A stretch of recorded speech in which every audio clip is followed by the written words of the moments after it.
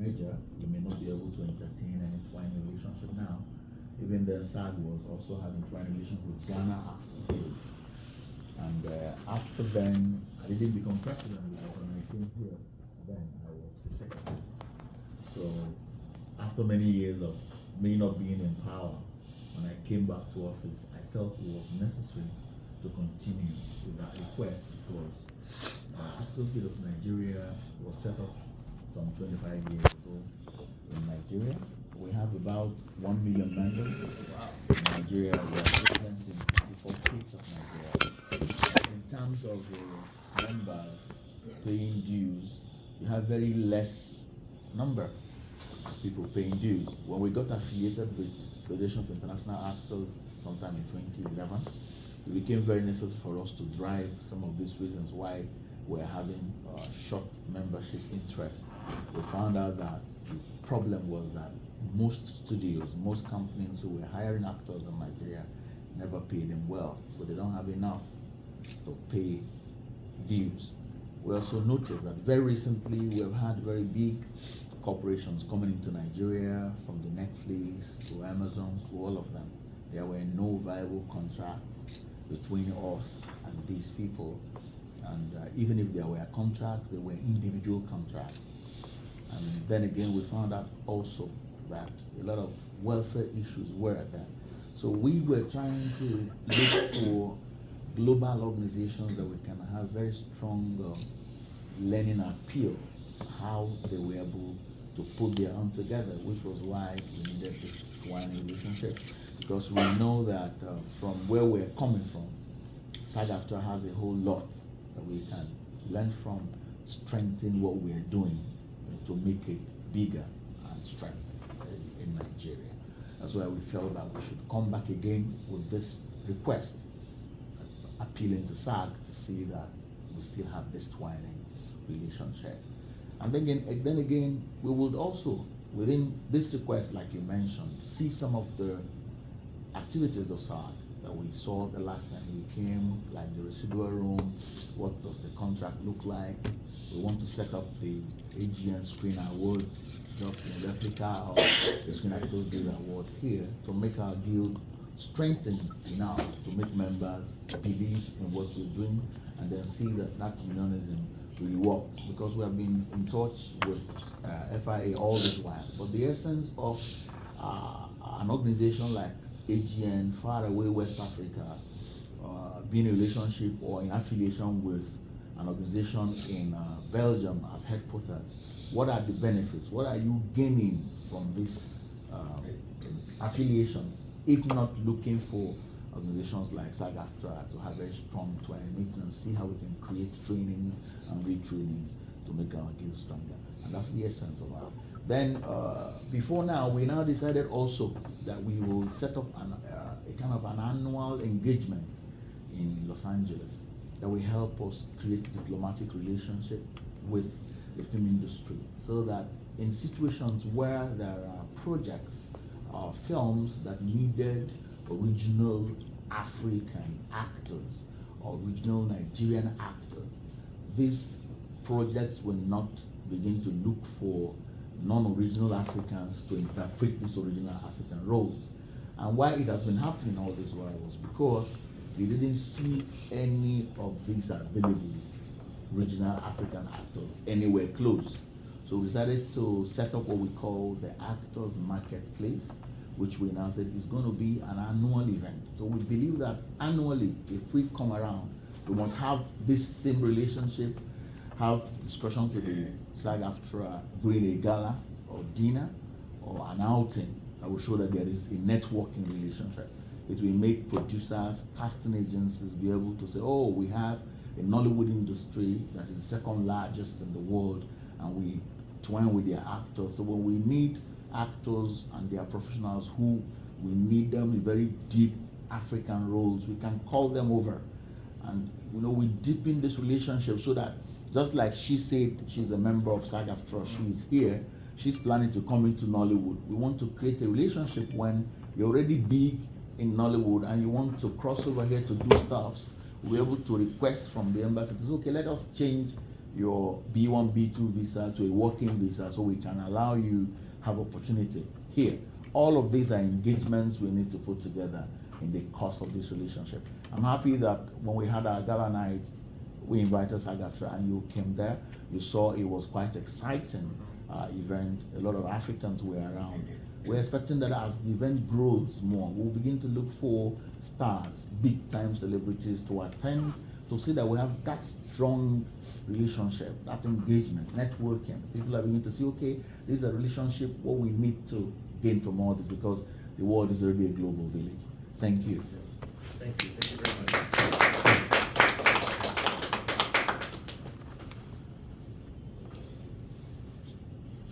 Rebecca, I don't know if there was anything you wanted to say off the top before we start with the sort of the presentation.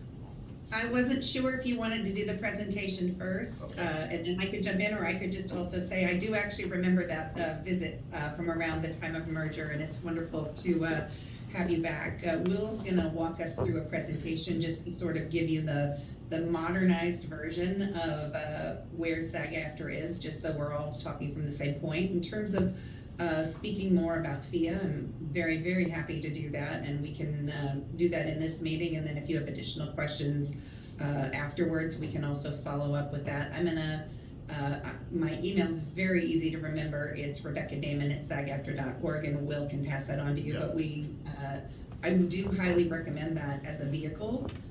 So while FIA is based out of Brussels, the network of FIA is through all the countries with advanced entertainment communities throughout the world, and I think there is a huge benefit from that collaboration, both in the tools and resources that we all share there together, but also very specifically as more and more work does come to Africa, the uniting of Afro-FIA to sort of work towards better standards for your members who are working in entertainment and media. So we can talk more about that, but Will should do the dive in first. Thanks, Rebecca.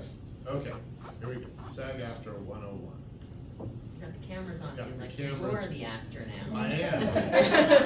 It's stressful, the bright lights. Okay, SAG-AFTRA, we protect and empower entertainment and media professionals to enrich people's lives. That's our overall sort of mission. This room is called the Founders Room. It's named after the founders of the union. There are two great unions, Screen Actors Guild, established in 1933, and you can see some of the founding members of that union. And AFTRA, 5 years later, established primarily to represent radio and television artists. So both have been around for a long time. You can see the picture on the left is actually hanging right back there. The two unions merged in 2012, which was a very exciting moment for both, and created additional leverage and bargaining with the studios. I think it was to the really unquestionably a benefit to our members that occurred. It's not the first time we tried to do it, but it was the one that finally succeeded, and I think we're all of us that were involved in that are really proud of those efforts. We have approximately 160,000 members, and contract earnings from 2023 of $4 billion. We're a national union, so we have locals throughout the country. We've got 15 that are brick and mortar, and we've got 15 different locals, and some of them have offices, some of them are just serviced by other actual physical locations. Our core functions as a union, we've got 4 core functions: contract negotiation, administration and enforcement of those contracts, organizing new members, and residuals processing. These are the things that we do to service our members: wages, working conditions, safety, organizing, and of course residuals. Very important to our members to receive that income stream between projects, and to be able to qualify for health insurance and for retirement savings. We have the pension plan, and we also do a lot of public policy advocacy, lobbying, government affairs type work as well, to not only further protect our members, but other working performers nationally and also internationally.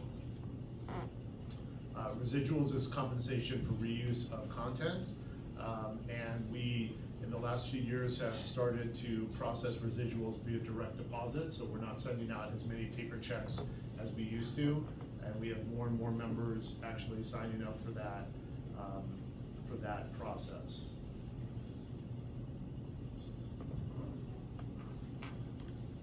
Our contracts are TV theatrical, commercials, corporate educational, new media, interactive, news and broadcast. That covers like the newscasters that you see on TV. We also have sound recordings, musical artists, audiobooks, music videos, podcasts. Some of our newer contracts, podcast influencers, we now actually have a contract that covers influencers. And of course, we're very proud that we cover Telemundo and have Spanish language covered contracts as well. We also have independent film low budget agreements. Just find I had something I wanted to mention about. Just go back for a second.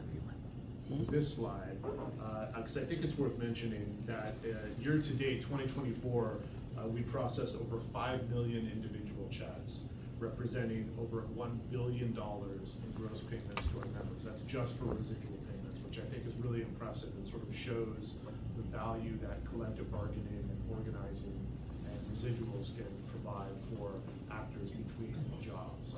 As you all know, last year we had a really important groundbreaking strike that went on for most of the summer.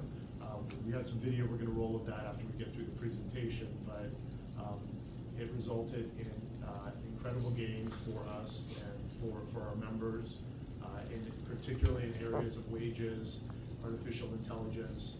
There were a lot of issues around casting, coverage, and safety, things like that. So it was definitely a momentous event in the film community, both here and worldwide. We also favor new technologies. We do a lot, and this is, you'll see this is a slide. This is I think from last year, but we're having another one this year. There's the Consumer Electronics Show every year in Las Vegas.